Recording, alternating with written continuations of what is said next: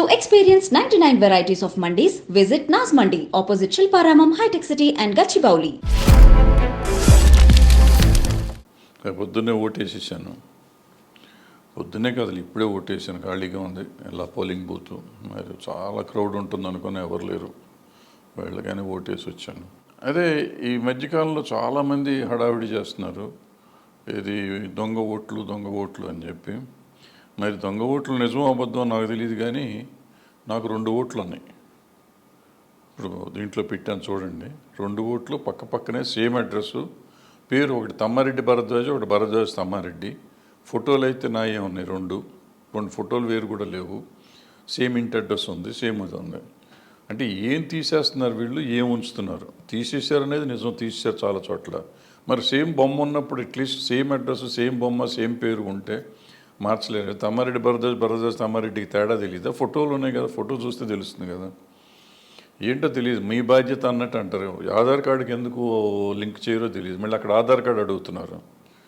Aadhaar card అడిగినప్పుడు ఆధార్ కార్డే కార్డుగా తీసుకోవచ్చు కదా. ఓటేస్తానికి ఆధార్ కార్డు అడుగుతున్నారు, ఐడెంటిటీ కార్డు చూపిస్తాను అంటున్నారు.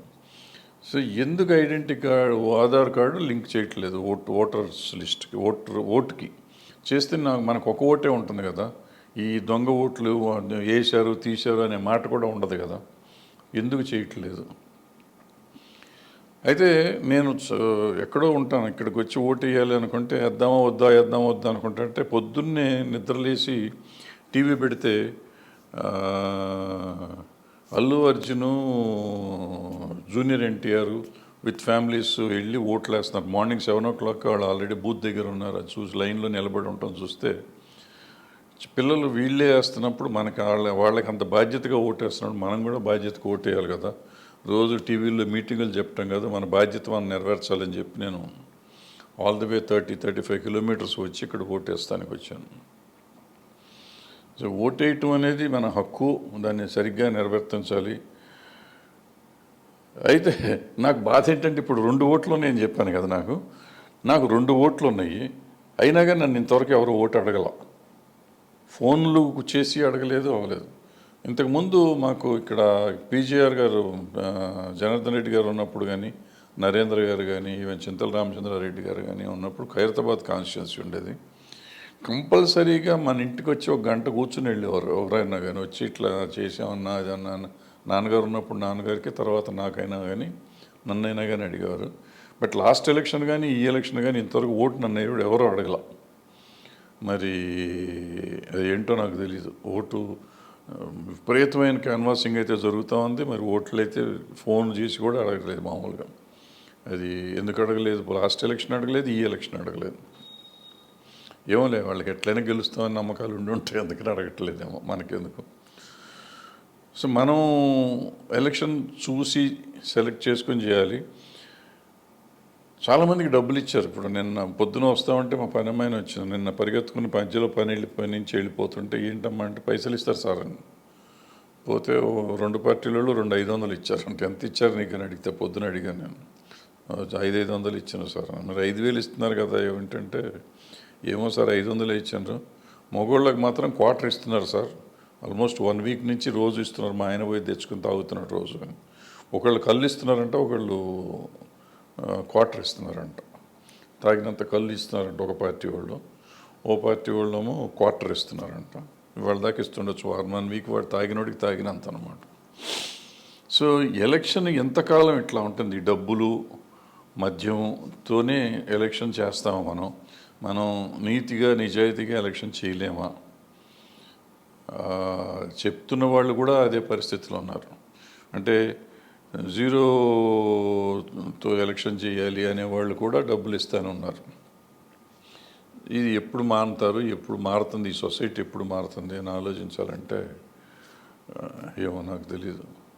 పాపం బరిలెక్క లాంటి వాళ్ళు అక్కడ చేస్తున్నారు. ఇప్పుడు ఆర్ఎస్ ప్రవీణ్ కుమార్ చేస్తున్నాడు. ఆయన ఇటువంటి వాళ్ళంతా వచ్చినప్పుడు, ఇటువంటి వాళ్ళు సంఘటితమయ్యి, జేడి లక్ష్మీనారాయణ గారు అప్పుడు వచ్చారు, జయప్రకాష్ నారాయణ గారు వచ్చారు. వీళ్ళందరికీ కోదండరామ్ గారు కంటెస్ట్ చేయలేదు అనుకోండి. వీళ్ళందరూ వస్తే నేను అనేది ఇటువంటి వాళ్ళు భావ స్వారూప్యము, అంటే మంచి జరగాలి అనుకున్నప్పుడు అట్లీస్ట్ నేను అంటాను, ఇక భవిష్యత్తులో వయసు అయిపోయింది ఇప్పుడు, వీళ్ళంతా పెద్దోళ్ళు అయిపోయారు కొంతమంది. జేపీ గారును జేడీ గారు కాదనుకోండి, బట్ మిగిలిన వాళ్ళందరికీ వయసు అయిపోయింది. కోదండరామ్ గారు, నేను లాంటి వాళ్ళందరం వయసు అయిపోయాం. ఆర్ఎస్పి కూడా పర్వాలేదు, యంగ్, ఇంకా ఆయన కూడా ఉద్యోగం మానేసి వచ్చి సాక్రిఫైసే. కానీ నేనేమంటానంటే ఇట్లా ఒక దాంట్లో చేయటం కాకుండా ఒక సాలిడ్గా ఈ రాష్ట్రానికి కానీ దేశానికి కానీ పనికొచ్చి యూత్ని సమీకరించి, అంటే ప్రతి వాళ్ళు ఇవాళ అది బిజినెస్గా వచ్చేవాళ్ళు. వీళ్ళు ఇప్పుడు చెప్పిన బరిలెక్క కానీ, ఆర్ఎస్పి కానీ, జేడీ గారు కానీ, జయప్రకాష్ నారాయణ కానీ, కోదండరామ్ గారు కానీ, ఈ తినేద్దామని వచ్చిన బ్యాచ్ కాదు నాకు తెలిసి, నాకు అర్థమైనంత వరకు. ఇటువంటి వాళ్ళు చాలామంది ఉన్నారు. ఇంకెవరో ఇప్పుడు చెప్పాను, అక్కడ షేర్లింగంపల్లిలో ఎవరో ఒక సాఫ్ట్వేర్ ఇంజనీర్ చేస్తున్నాడు, ఇండిపెండెంట్గా చేస్తున్నాడు. సో అటువంటి పిల్లలు చాలామంది చేస్తున్నారు, మనకి తెలియని వాళ్ళు చాలామంది ఉన్నారు. వీళ్ళందరినీ సమీకరించి ఒక పార్టీలాగా చేసి ఒక ట్రైనింగ్ ఇచ్చి, వీళ్ళకి అసలు సోషల్ అవేర్నెస్ ట్రైనింగ్ ఇచ్చి, ఎలక్షనీరింగ్ ట్రైనింగ్ ఇచ్చి, వీళ్ళని ఒకటిగా చేస్తే ఈ స్వార్థపర రాజకీయాల నుంచి సెపరేట్ చేస్తానికి అవకాశం ఉంటుందేమో ఆలోచించాలి. అంటే ఇప్పుడు ఎలక్షన్ అయిపోయింది, వాళ్ళ ఎలక్షన్ గురించి మనం మాట్లాడుకోవటం కాదు.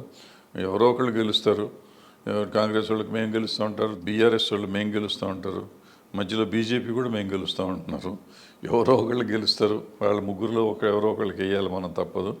బట్ ఇన్ జనరల్ తెలంగాణకు వచ్చేటప్పటికి బీఆర్ఎస్కి కాంగ్రెస్కి మధ్య ఉంటుంది. చూద్దాం ఏమవుతుందో. 3 డేసే కదా, ఇవాళ అయిపోయింది ఎలక్షన్, ఇంకా 3 డేస్. సాయంత్రానికి ఏదో ట్రెండ్స్ అని చెప్తారు, అది నిజమైన కాకపోయినా ఎల్లుండికైతే తెలుసు. 3rd ఈ టైంకి మనకి ఆల్మోస్ట్ ట్రెండ్స్ తెలిసిపోతూ ఉంటాయి. చూద్దాం what will happen. All the best to the political parties and contestants. అంత కంటెస్ట్ చేసిన వాళ్ళందరికీ చేశారు. బట్ భవిష్యత్తులో వీళ్ళందరూ మళ్ళీ చేస్తారు కాబట్టి డబ్బులు ఖర్చు పెట్టి మందు పోయించే ఎలక్షన్లు మానేసేయండి, స్వార్థపూరిత రాజకీయాలు మానేసేయండి. మాని కొంచెం సమాజాన్ని గురించి స్పృహతో ఆలోచించండి క్యాండిడేట్లు అందరూ, ఓట్లేసే వాళ్ళకు కూడా అనేది నా కోరిక. Thank you.